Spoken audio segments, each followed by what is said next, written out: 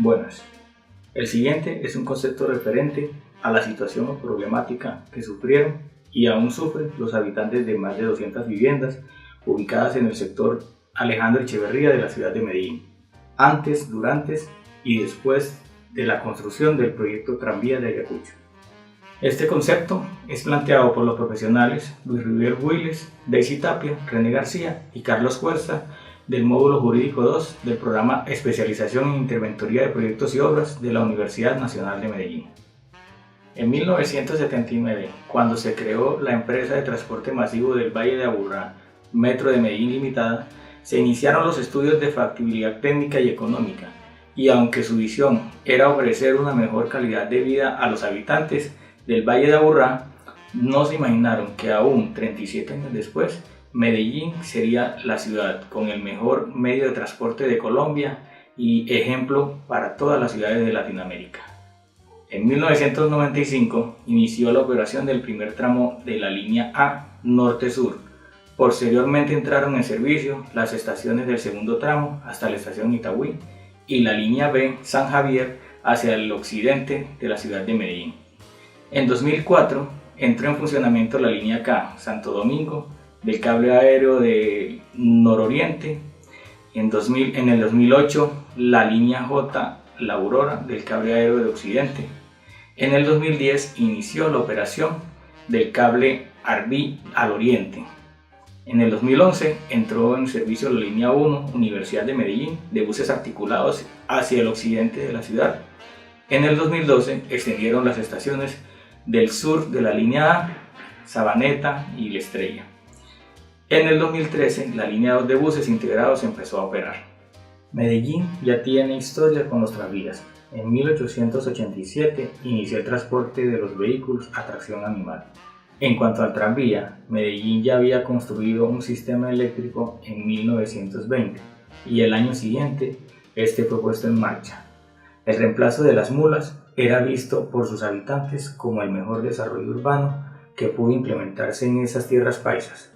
Los viejos y nuevos trazados se articularon generando una estructura vial desde el Parque Berrío hasta los 4 puntos cardinales donde llegaban todas las líneas del tranvía.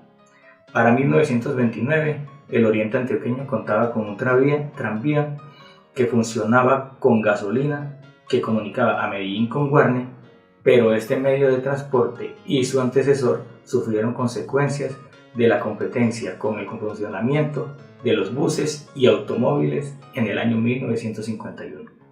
En el año 2016, la línea TA del tranvía de Ayacucho inició su funcionamiento al oriente de la ciudad, encontrándose próximo a entregarse las líneas H vía Sierra, la línea M 13 de noviembre de cables aéreos hacia los cerros de oriente de Medellín. Seguimos con la historia del barrio.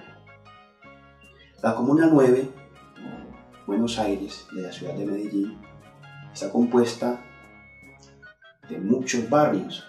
Está ubicado en la parte centro-oriental de nuestra ciudad y por la cual a esta ciudad innovadora, la más innovadora del mundo, ha llegado un proyecto muy bonito que es el tranvía, el cual pasa por el barrio Alejandro Echeverría. El nacimiento de este barrio nace de la década de los 60, época en la que había un gran auge laboral y en la que muchas empresas, en ayuda a sus trabajadores, crearon y dieron ayudas para formar barrios. Así que este barrio surgió como un barrio laboral, donde había mucha gente que trabajaba en empresas. Comenzó o fue formado por construcción tradicional, pareque, ladrillo de tierra, mampostería, que era la mejor para ese tiempo, dado que para esa época no había una norma sismoresistente la cual la gente se pudiera seguir.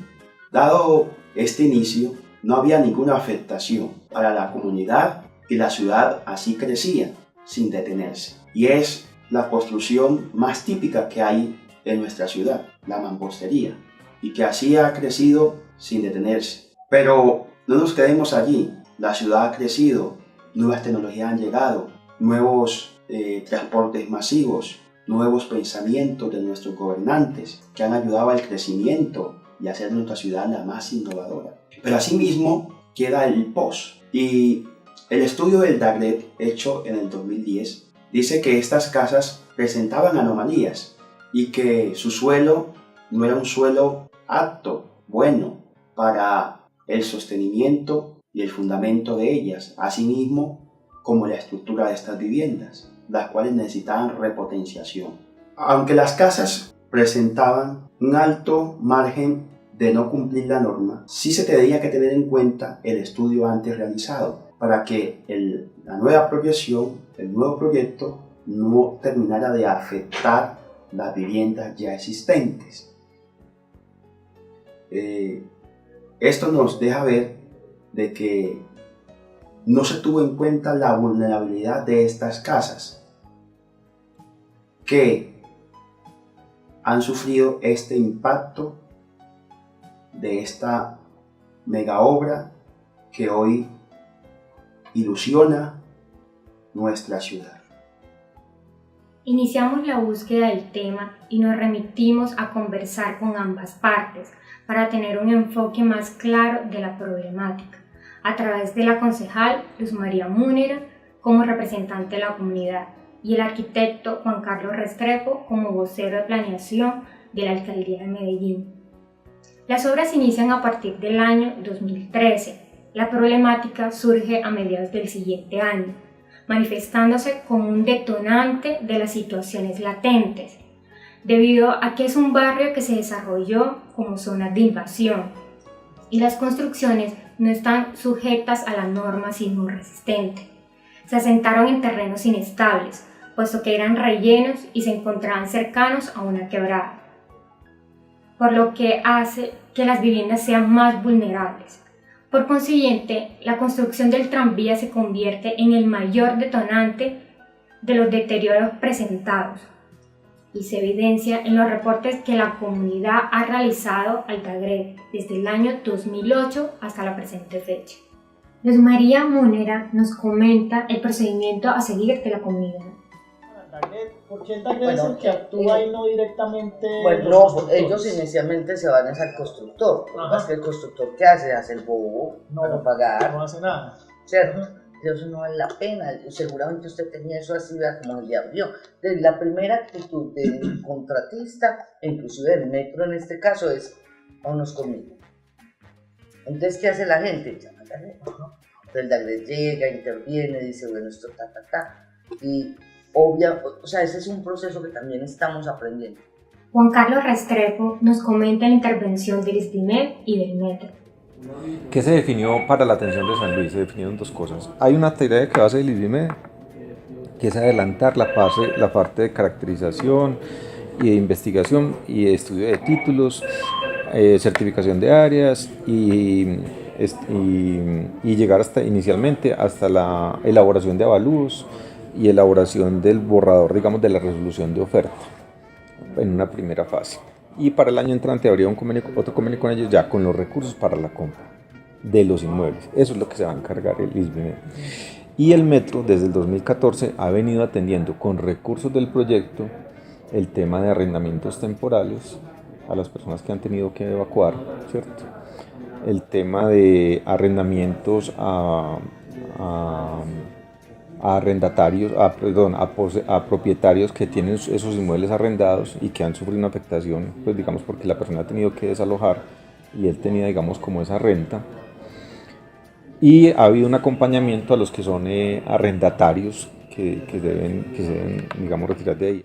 Por otro lado, el metro, por convenio 2015-0367, solicitó a la Universidad Nacional de Colombia, sede Medellín, realizar un estudio patológico para determinar causantes y soluciones técnicas al problema de estabilidad de los inmuebles del sector San Luis, desencadenado por la etapa de implementación del tranvía de Ayacucho, donde se evidenció lo siguiente. La zona del estudio se realizó entre las carreras 17 y 17C y calle 49, donde se encuentran 256 inmuebles. El estudio del nivel de daños se realizaron a 234 viviendas y encontraron que el daño extremo fue en un 20% y los daños fuertes en un 36%. es decir, que más de la mitad del sector de estudio necesita atención urgente. Además de eso, la Universidad Nacional realizó un valor estimado para la reparación de cada una de las manzanas y de los filtros que ellos recomendaron, donde tuvieron en cuenta costos directos de reparación, administración, utilidades e imprevistos, y el IVA sobre las utilidades, sumando un total de 709.172.621 pesos. Por su parte, el municipio, a través del ISBIMED y el Metro de Medellín, le plantean a la comunidad algunas alternativas de solución basados en el estudio que hizo la Universidad Nacional. En el estudio que hizo la universidad habla de que son 176 viviendas que tienen problemas y que estructuralmente no son recuperables y que se deben demoler.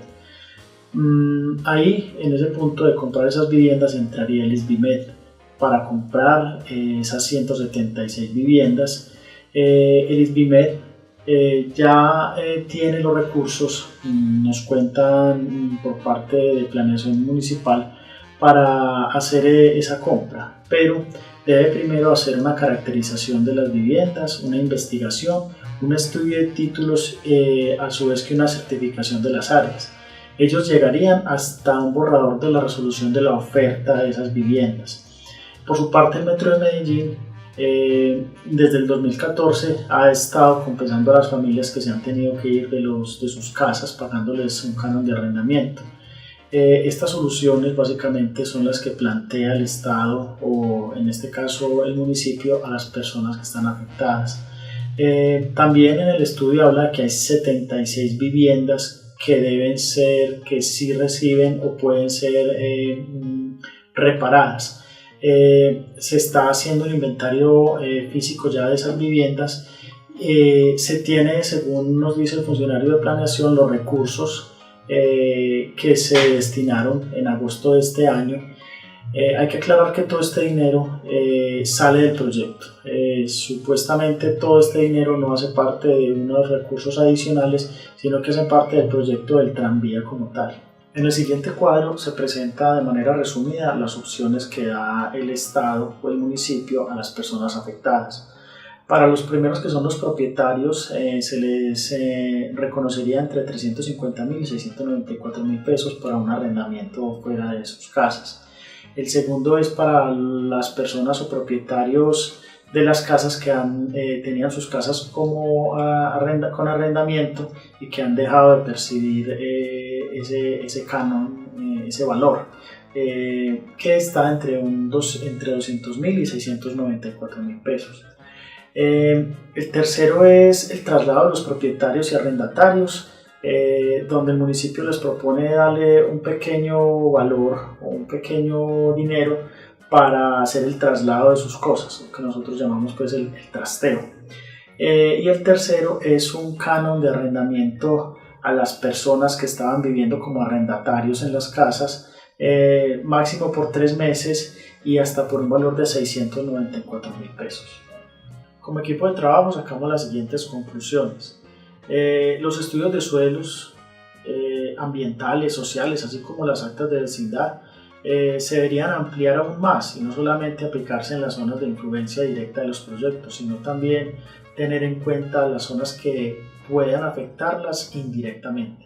En los proyectos se deberían respetar y destinar tanto el tiempo como los recursos necesarios para los estudios técnicos y socioeconómicos, y no convertirse la ejecución en trabajos contrarreloj, simplemente para beneficiar la imagen de los gobernantes de turno. En los proyectos se destina poco recurso y tiempo a los estudios socioeconómicos que afectan a la comunidad. Esto genera muchas veces conflictos con quien se supone que los proyectos están beneficiando. El hecho de que el bien común prime sobre el particular no justifica la afectación de unas pocas personas. El deber ser de los proyectos es que sean planeados y ejecutados de tal manera que en caso de presentarse inconvenientes del tipo que se presentaron en el tranvía, las entidades encargadas de realizar las actuaciones e intervenciones no queden obstaculizadas para poder proceder. Como gran conclusión, podemos decir que los proyectos deben ser estudiados con mayor detalle, tanto en los aspectos técnicos como sociales, para proveer y cuantificar realmente cuáles son sus costos reales y ver si realmente se justifican.